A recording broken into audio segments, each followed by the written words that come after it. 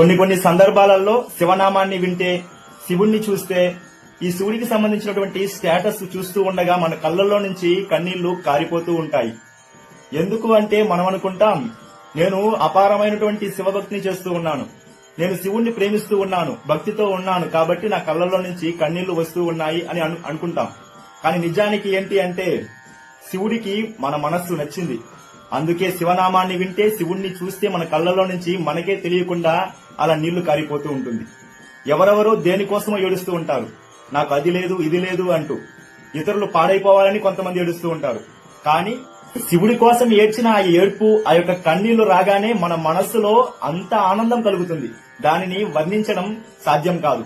సాధారణంగా కన్నీళ్లు రావడం బాధతో వస్తుంది, కానీ ఈ కన్నీళ్లు ఆనందాన్ని మన మనసులో నింపుతుంది. ఇలాంటి అనుభూతి మీకు కలిగి ఉంటే కమెంట్ బాక్స్ లో పంచుకోండి. హర హర మహాదేవ, శంభో శంకర.